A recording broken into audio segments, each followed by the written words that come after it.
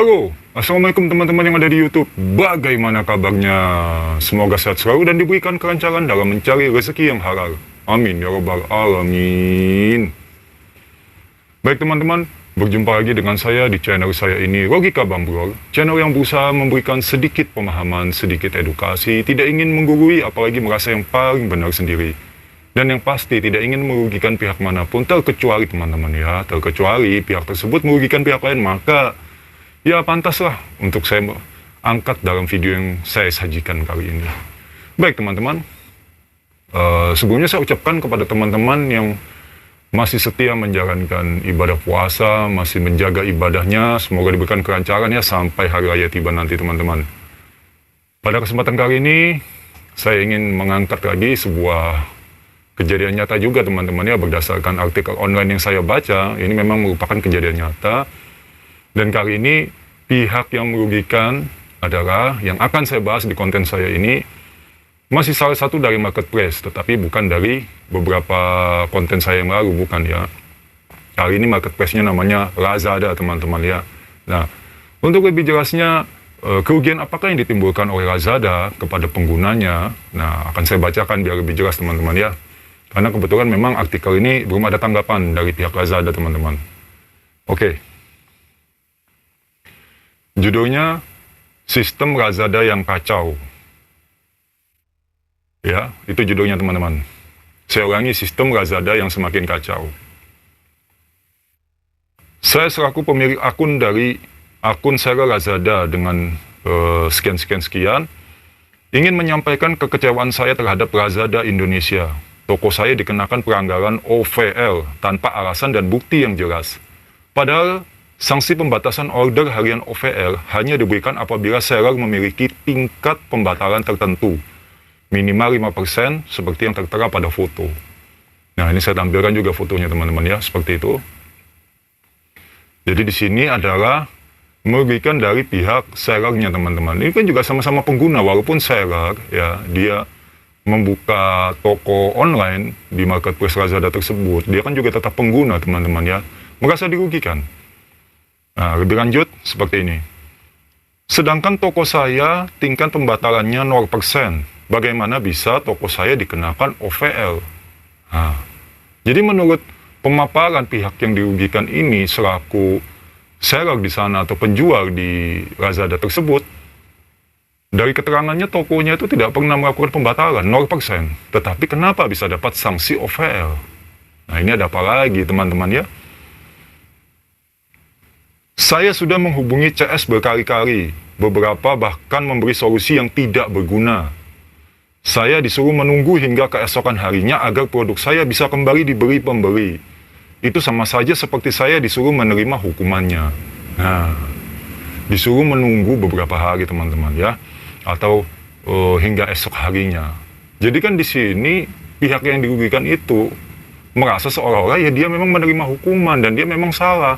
Padahal di sini dia sudah menjelaskan, ya, dengan bukti yang dipaparkan bahwa dia itu 0% teman-teman, ya, dalam pembatalan pesanan. Sudah dijelaskan sederhana, mungkin pun tetap CS Lazada ini sepertinya terlalu sulit mengerti. Apabila jika kalian disuruh menunggu habis masa hukuman di penjara karena dituduh mencuri padahal Anda tidak mencuri, itu hal yang benar? Tentu tidak. Buktikan bahwa memang mencuri, baru bisa kita terima hukumannya. Nah, jadi di sini, pihak yang merasa dirugikan memberikan analoginya, berpikir dengan logika, teman-teman ya. Ketika kita menerima konsekuensi yang memang bukan kita yang menyebabkan, atau memang kita tidak layak mendapatkan konsekuensi tersebut, tentu kita harus bisa dibuktikan. Kita sebagai orang yang tertuduh, atau orang yang terkait di dalamnya, yang dianggap melakukan pelanggaran, mana bukti yang kita lakukan? Bukti yang menguatkan kita telah melakukan pelanggaran, itu tentu kita akan meminta itu teman-teman. Dan di sini, pihak yang merasa dirugikan telah melakukan hal itu. Karena dia tidak merasa membuat kesalahan, tentu dia meminta bukti, dan ini adalah langkah yang benar teman-teman. Dari kemarin sudah berkali-kali muncul masalah di e-commerce ini. Sangat-sangat merugikan seller. Apa perlu masalah ini dibawa ke ranah hukum? Pasal 1365 KUHP menjelaskan, setiap perbuatan melawan hukum yang oleh karenanya menimbulkan kerugian pada orang lain, mewajibkan orang yang karena kesalahannya menyebabkan kerugian itu mengganti kerugian. Oke, teman-teman. Nah, jadi di sini pihak yang merasa dirugikan juga memberikan kutipan dari pasal KUHP, teman-teman. Di sini dia sekali lagi tidak merasa berbuat salah, tetapi dia dirugikan. Ya. Dan di sini kan juga sudah tertuang dalam KUHP 1365, sudah saya jelaskan tadi, sudah saya tampilkan juga ya kutipannya tadi itu, seperti itu teman-teman. Nah, kalau kemarin-kemarin adalah jasa pengiriman barang, nah, dan juga tentang jasa marketplace juga ya dalam lingkup jual beli online teman-teman. Kali ini juga marketplace lagi teman-teman. Jual beli online juga, tetapi pihak yang dirugikan adalah sebagai penjualnya yang melakukan kerjasama dengan marketplace tersebut, dalam hal ini Lazada. Ya, kalau kemarin sudah Shopee seperti itu, sekarang Lazada. Kira-kira besok apa ini teman-teman? Apakah Tokopedia juga akan ada yang memblow up kesalahan dari Tokopedia? Begitu juga Blibli misalnya, atau mungkin yang lain, banyak kan? Nah, tentu hal seperti ini akan semakin membuat kita sebagai masyarakat, pengguna aplikasi-aplikasi tersebut, baik aplikasi pengiriman barang, jasa, maupun aplikasi marketplace, yang dimana kebanyakan dari kita semua itu sekarang menggunakan hal itu teman-teman, untuk berbelanja tanpa kita keluar rumah, kita tinggal transfer, atau mungkin kita bayar di Indomaret, Alfamart, dan mungkin pihak yang bekerja sama dengan untuk proses pembayaran di marketplace tersebut teman-teman. Kan tentu lebih memudahkan, tetapi ketika dari kemudahan tersebut memberikan masalah, melahirkan sebuah masalah kepada pihak yang bekerja sama sebagai penjual dan juga kepada pihak yang memesan barang, tentu juga ini akan menjadi penurunan integritas teman-teman. Yang dimana mungkin, wah Lazada ini selama ini seperti ini, tetapi ketika masalah ini mencuat, terangkat, terblow up, itu akan menurunkan perahan. Nanti ketika besok ada yang memblow up lagi tentang Lazada, turun lagi. Besok ada lagi, turun, sampai turun, tup. Hilang teman-teman. Pok jadi apa ya, kata Master Tagno seperti itu. Nah tentunya, kenapa ya, kita pun, saya pribadi ya, jika teman-teman mungkin tidak terlalu memikirkan hal ini, saya pribadi berpikir, di tahun ini kok, banyak sekali ya penyimpangan.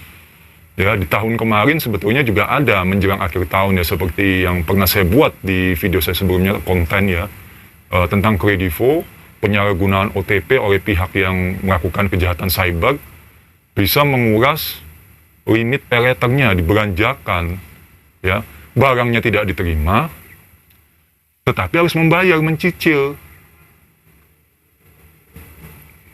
Ini kan apa ya, tingkat keamanannya kenapa rendah sekali? Justru kan sebetulnya dari pihak marketplace seperti itu ya, sudah memahami situasi saat ini memang lagi genting-gentingnya pencurian data. Tentunya harus dari segi keamanan itu diperketat. Nah, kalau Lazada ini kasusnya bukan dalam pencurian data, tetapi hukuman yang diberikan kepada penjualnya, di mana penjual tersebut itu tidak melakukan kesalahan dan tidak dibuktikan. Hanya sekedar tuduhan dan hanya sekedar penyampaian bahwa Anda terkena sanksi OVL seperti itu. Nah, di mana si pihak penjual ini sudah mencari tahu, sudah memahami OVL itu jika banyak atau sampai 10% melakukan pembatalan pesanan. Sementara pihak penjual ini 0%. Dia sudah kasih data, by data, dia melawan dengan data. Tetapi kenapa dari pihak Lazada tetap meminta untuk menunggu keesokan harinya atau beberapa hari ke depan? Nah, jelas di situ pihak penjual merasa seolah-olah ya memang saya ini salah. Seolah-olah memang saya sedang menjalani hukuman. Kan tidak bisa seperti itu. Karena prinsipnya begini teman-teman, ketika satu kali kita beri celah yang namanya suatu kesalahan ya, suatu perbuatan yang tidak benar, kita kasih celah untuk lewat, akan ada kedua, ketiga, keempat, dan seterusnya teman-teman. Itu sudah menjadi hukum alam di dalam kehidupan ini. Sekali saja orang bisa berbohong dan kebohongannya itu diterima, dia akan terus melakukan kebohongan itu. Sekali saja orang misalnya mengkhianati dan dia tidak ketahuan sedang berkhianat, dia terus akan melakukan hal seperti itu. Untuk apa? Keuntungan dirinya sendiri. Tetapi semua itu ada masanya, teman-teman. Saya tetap percaya dengan kata-kata bijak ya. Sepandai-pandai tupai melompat, pasti juga akan jatuh. Memang ya, setiap orang ketika melakukan kecurangan, dia tidak langsung terdeteksi, oh Anda curang, oh Anda salah. Tidak, teman-teman. Tetapi percayalah, pasti akan ada masanya, dia pun akan terbukti bahwa selama ini dia salah. Mungkin sengaja Tuhan juga mengumpulkan dulu semua kesalahannya, hingga pada akhirnya ditunjukkan, inilah kecuranganmu selama ini. Maka, ini akibat yang akan kamu terima. Memang dalam masalah ini ya, sebetulnya kalau dari segi materi, saya rasa mungkin pihak penjual juga tidak dirugikan terlalu besar, teman-teman ya. Tetapi dari segi integritas, ya, segi kenyamanan itu dirugikan, teman-teman. Dalam arti apa? Bisa jadi di tokonya si penjual ini, ya, pihak yang menjual di marketplace Lazada ini, itu mungkin, saya belum ngecek juga ya, makanya saya katakan mungkin, penilaiannya bagus, reviewnya bagus, tetapi ketika satu hari dia tidak aktif, dan mungkin sudah mempunyai pelanggan tetap dari pembelanjaan online sebelumnya, mengakses tidak bisa misalnya, kan akan jadi suatu polemik, teman-teman, akan menjadi kerugian.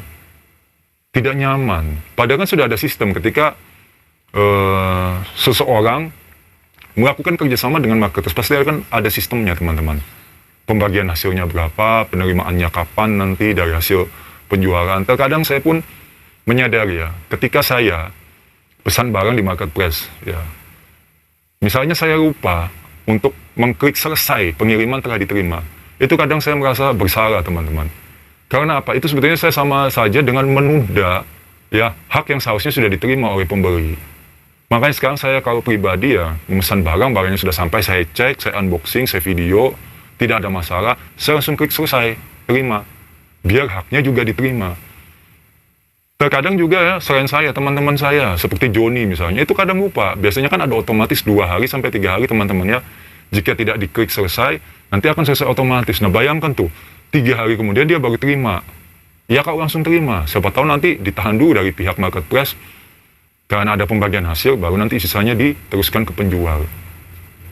Ya, kurang lebih seperti itu. Jadi, ya semoga lah, ya, di bulan yang penuh berkah ini, setiap ada hal-hal yang seperti ini, ya, kita mendoakan yang terbaik, teman-teman. Semoga masalah ini segera dapat solusi dari pihak Lazada dan tidak semakin melebar, teman-teman. Oh, ada pesawat lewat, teman-teman. Sebentar. Mantap, teman-teman. Ya, hati-hati di jalan. Selamat sampai tujuan ya. Amin. Ya, saya mendoakan, teman-teman, semoga para penumpang di pesawat itu selamat sampai tujuan. Kan mendoakan yang baik akan kembali kepada kita, teman-teman ya. Jadi, mulai mendekat ya. Teman-teman. Oke, ini memang tidak saya cut ya. Memang saya juga tidak terlalu suka meng-cut untuk video-video saya seperti itu, teman-teman. Terkecuali memang kesalahan teknis seperti misalnya ya, kamera yang saya gunakan ini mati dadakan, itu ya saya cut. Atau mungkin alat untuk saya berkomunikasi ini mati mendadak, ya saya cut. Tapi kalau tidak, saya tidak cut. Begitu, teman-teman ya, agar melatih berbicara saya agar tetap lebih baik dari konten ke konten saya selanjutnya. Kita tetap mendoakan semoga masa ini tidak semakin melebar dan mendapatkan solusi yang terbaik dari pihak Lazada, teman-teman ya. Baik, teman-teman, sekian itu saja video saya kali ini. Semoga membawa manfaat, teman-teman ya. Semoga kuota yang kalian gunakan, kuota di warung kopi, kuota di kafe-kafe tempat kalian nongkrong, dan kuota provider yang kalian gunakan untuk menyaksikan video saya ini selalu membawa manfaat untuk saya pribadi dan juga kepada teman-teman Logika Bang Bro. Dan saya pamit untuk diri dulu. Assalamualaikum warahmatullahi wabarakatuh.